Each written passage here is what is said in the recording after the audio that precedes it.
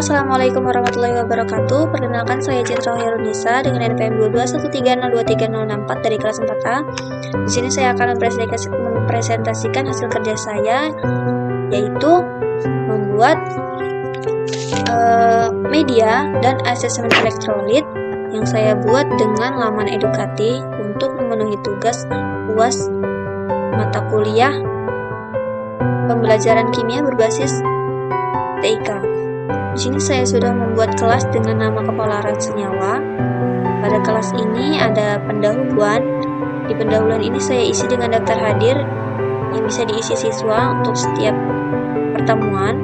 Kemudian ada 3 pertemuan, di mana pertemuan pertama ini saya isi dengan pengenalan tentang kepalaran senyawa. Kemudian ada media pembelajaran yang dapat diakses siswa, sehingga siswa bisa langsung saja mengkliknya. Dan di sini sudah berisi paparan materi berupa PPT tentang materi menganalisis kepalaran senyawa. Di sini berisi tentang ada wacananya, kemudian ada sedikit pengertian dan pola dan non-polar, di mana polar itu memiliki kutub sedangkan yang non-polar tidak memiliki kutub. Kemudian ini kapan suatu senyawa dikatakan polar, ada faktor-faktornya. Di sini penjelasan dari faktor-faktornya. Di sini ada perbedaan elektronegatifan, di mana di sini ada 2 contoh. Ada atom atau senyawa H2, kemudian ada juga HCl.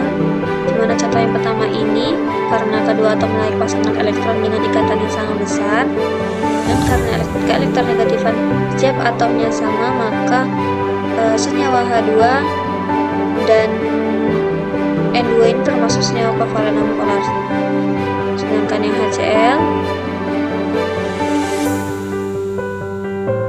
ini termasuk senyawa kovalen polar,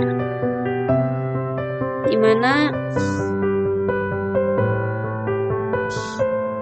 jika selisih keelektronegatifan atom-atomnya ini terikat sama dengan 0 atau sangat kecil, maka termasuk senyawa kovalen non-polar. Jika selisih keelektronegatifan atom-atom yang terikat itu besar, maka termasuk senyawa kovalen polar. Di sini ada materinya, kemudian ada contoh soal yang bisa dipahami oleh siswa. Di sini ada contoh soal dan jawabannya juga. Kemudian ini adalah faktor yang kedua, yaitu kesimetrisan bentuk dan struktur molekulnya, di mana senyawa kovalen polar itu dia memiliki struktur yang tidak simetris, sedangkan kovalen non-polar memiliki struktur yang simetris. Kemudian di sini ada kelaratan dalam pelarut polar. Di sini pelarut polarnya menggunakan air, di mana di sini ada pencampuran antara H2O dengan NaCl, di mana ketika dicampurkan dia larut. Kalau dia larut itu menandakan bahwa NaCl ini adalah polar karena dia bisa larut. Kemudian ada contoh yang kedua, pencampuran antara H2O dengan CH4. Ketika dicampurkan dia tidak larut, maka menunjukkan bahwa CH4 ini merupakan senyawa yang non-polar. Kemudian di sini ada pasangan elektron bebas, di mana senyawa kovalen polar ini mempunyai pasangan elektron bebas, sedangkan senyawa kovalen non-polar tidak mempunyai pasangan elektron bebas. Contohnya adalah NH3, di mana NH3 ini memiliki 1 pasangan elektron bebas, maka termasuk senyawa kovalen polar. Ini juga ada rumus untuk menentukan pasangan elektron bebasnya, yaitu di mana PeB sama dengan Ev dikurang PeI dibagi 2, di mana Ev adalah jumlah elektron valensi atom pusat, PeI adalah pasangan elektron ikatan, dan PeB pasangan elektron bebas. Ini ada contohnya tentang NH3 tadi. Kemudian kita lanjut di pertemuan pertama yang lainnya, ada forum diskusi. Di sini forum diskusi bisa digunakan siswa untuk berdiskusi jika mereka belum paham tentang materi yang mereka baca atau perhatikan, dan bisa saling belajar di forum ini. Kemudian ada penugasan. Penugasan ini bertujuan untuk mengukur seberapa paham siswa. Kemudian di pertemuan kedua ada faktor-faktor yang mempengaruhi polaran senyawa. Di sini saya isi dengan materi faktor apa saja. Kemudian saya cantumkan video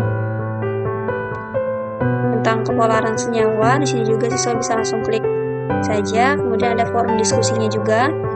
Jadi ketika siswa masih banyak yang belum paham, mereka bisa berdiskusi satu kelas untuk bisa memahami. Kemudian ada latihan soal juga. Sama seperti tadi untuk mengukur kepahaman siswa tentang materi yang sudah dipelajari. Kemudian di pertemuan ketiga ada metode penentuan kepolaran senyawa. Saya isi juga dengan materi tentang metode apa saja untuk menentukan kepolaran senyawa. Ada forum diskusi pertemuan 3 dan ada kuis. Kuis ini diperuntukkan agar kita tahu seberapa paham siswa sudah memahami materi yang sudah diberikan dari pertemuan pertama. Adapun kelebihan dan keunggulan membuat media dan asesmen elektronik menggunakan Edukati. Yang pertama adalah kemampuan memperkaya pengalaman belajar, yaitu media pembelajaran di Edukati ini dapat memperkaya pengalaman belajar melalui penggunaan gambar, video, animasi, dan audio.